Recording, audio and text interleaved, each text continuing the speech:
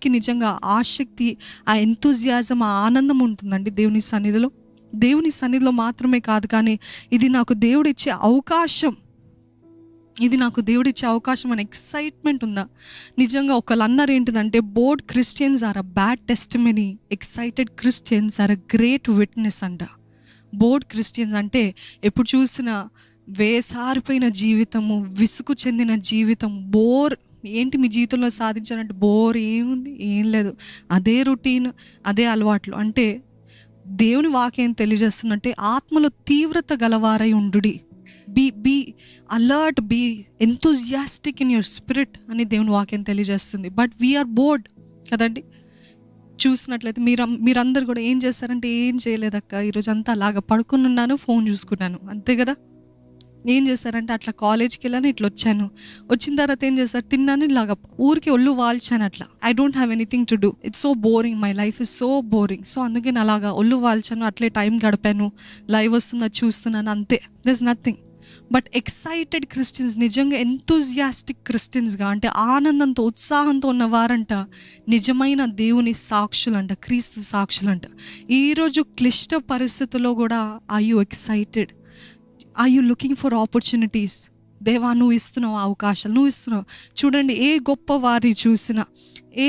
వారిని చూసినా వారు చేసేది ఏంటిది అని అంటే, they're always hungry for opportunities, they're always looking for opportunities. ఎక్కడ చూసినా ఇక్కడ మార్గం తెరవబడుతుందా, ఇక్కడ నేను వాడబడతానా, ఇక్కడ నాకు అవకాశం ఉంటుందా. The more they went after opportunities, అవకాశాలు వెంబడి వారు వెళ్ళినప్పుడు నిజంగానే ఆ 100 తలుపులు తట్టినప్పుడు దాంట్లో కనీసం ఒక్కటైనా తెరుచుకుంటుంది కదా. ఆ రీతిగా మనం ఉండాలి. మనం అలా ఉండమే. We are not like that. We want అన్ని అవకాశాలు నా దగ్గరికి రావాలి, అన్ని అవకాశాలు నా పాదాల దగ్గర రావాలి, నా కాళ్ళ దగ్గరికి రావాలి. I'm telling you, if you want to be great, you have to keep knocking sometimes. Are you excited or are you bored? నిజంగా ఎక్సైటెడ్గా ఉండండి. అవకాశాలు వస్తాయి, ఇది అవకాశం. చూడండి, కొంతమంది వస్తూ ఉంటారు, ఎన్ని ఉద్యోగాలకి అప్లై చేస్తారు, ఉద్యోగం లేదండి, ఉద్యోగం లేదు, ఎంతో కాలం నుండి ట్రై చేస్తున్నాను అని అంటారు.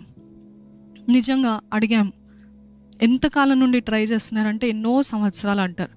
ఎన్ని ఉద్యోగాలకి అప్లై చేస్తారు, ఎన్ని ఉద్యోగాలకి రెజ్యూమే ఇచ్చారు అని అంటే వాళ్ళు అంటారు, ఒక 3 ఇచ్చుంటానండి, ఇన్ని సంవత్సరాల్లో 3 రెజ్యూమేస్ 3 కంపెనీలు ఇస్తారు, అంతేనా, ఇంకేం చేయలేదా అంటే, అంతేనండి, ఎందుకు, ఎట్లాగో రాదని తెలుసు అని. అంటే వాళ్ళు చూడండి, దే ఆర్ నాట్, ఇంకా డిసైడ్ అయిపోయారు, ఇంకా వాళ్ళు డిసైడ్ అయిపోయారు, ఇంకా రాదు, ఇంకా అవ్వదు, నా జీవితం ఇంతే అని. They not excited. కానీ అవకాశాలు వెంబడి మనం we have to B excited అంట. ఏదో ఒకటి చేయాలి, ఏదో ఒకటి సాధించాలి. మా ప్రార్థన రోజు ఏముంటుందంటే, లార్డ్, ఈరోజు సాధించాల్సింది సాధించడానికి సహాయం చేయ, ఈరోజు ఏదో ఒకటి సాధించాలయ్యా నీ నామం కోసం, ఏదో ఒక రీతిగా ఆశీర్వాదకరంగా ఉండాలి. అదో చిన్న మాట అయినా, చిన్న వాక్యం అయినా, చిన్న బైబిల్ వర్డ్స్ అయినా, చిన్నది ఏదైనా, I want to be a blessing, ఏదో ఒకటి సాధించాలయ్యా.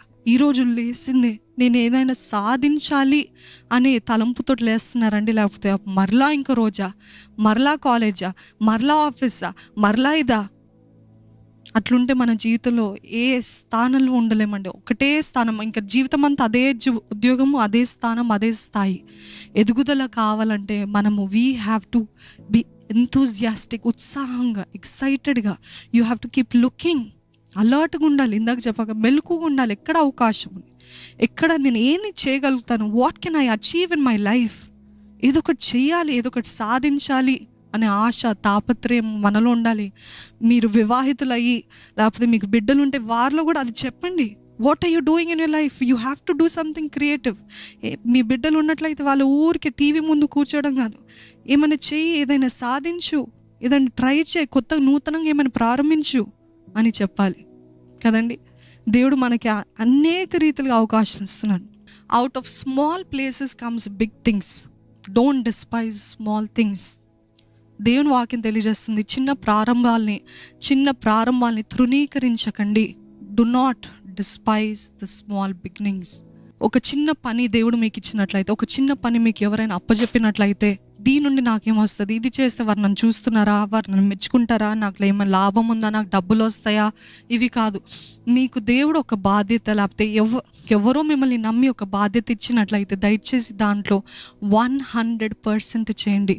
ఒక వివాహితురాలుగా లేకపోతే ఒక ఇంటి ఇల్లాలుగా ఉంటే ఇంటి ఇల్లాల పని 100% చేయండి. ఉద్యోగస్తురాలుగా లేకపోతే ఉద్యోగస్తుడిగా ఉన్నట్లయితే దయచేసి 100% చేయండి.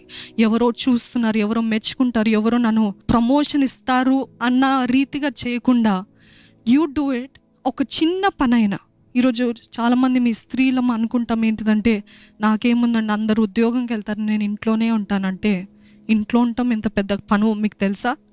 ఇంట్లో ఉండి వంట చేసి క్లీన్ చేసి పిల్లలకి తినిపించి వాళ్ళకి మళ్ళీ వాళ్ళ అవసరతలు తీరుస్తూ అన్నీ చేస్తూ, అసలు అన్నిటికంటే కష్టమైన ఉద్యోగం ఏంటిదంటే ఇంటి ఇల్లాల పని. ఎంతమంది నమ్ముతారు? ఇల్లాలు ఉన్నారా? హౌస్ వైఫ్స్ ఉన్నారా? ఉద్యోగం అంటే ఏదో కొంచెం సేపు అలా ఉంటుంది, మెంటల్ ప్రెషర్ ఉంటుంది, కొంచెం బ్రేక్ ఉంటుంది. కానీ ఇంటి ఇల్లాలకి బ్రేక్ అంటూ ఉంటుందా అండి? ఉండదు, అస్సలు ఉండదు కదా. ఆ రీతిగా మనము ఏ చిన్న పని చేసినా కానీ అది మనస్ఫూర్తిగా 100%, 100% చేద్దాం. 100% చేద్దాం. నేను ఇంత గొప్పవాడను, ఇంత గొప్పదానని, నాకేంటి ఇంత చిన్న పని ఇచ్చారు అని అంటే, I'm telling you, do not despise the small beginnings. అంత చిన్న పనైనా మనస్ఫూర్తిగా చేయండి. అప్పుడు దేవుడు ఆశీర్వదిస్తాడు. అప్పుడు దేవుడు మీ నమ్మకత్వాన్ని చూసి he will raise you to greater heights. ఆయన మనల్ని లేవనెత్తుతాడు.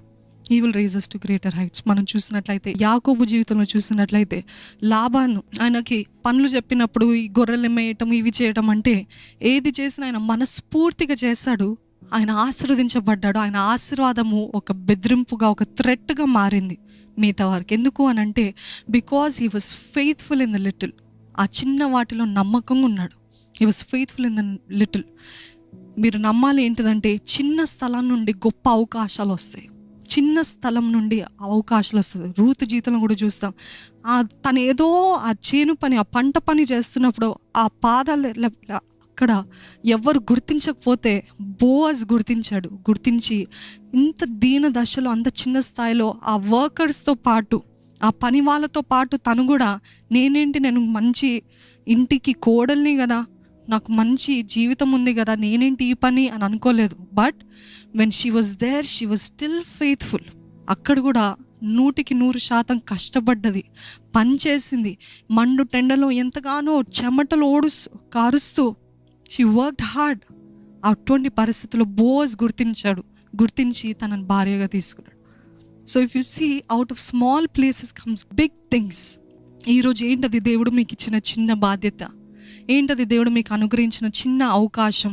దాంట్లో ఇది నా వల్ల అవ్వదు, I'm too good for it, నేను చాలా గొప్పదాన్ని, ఇది గొప్పోడిని, ఇదంతా నేను చేయను, ఇదంతా నాకు అవసరం లేదు, I'm not meant to do this అని అనుకుంటున్నారా?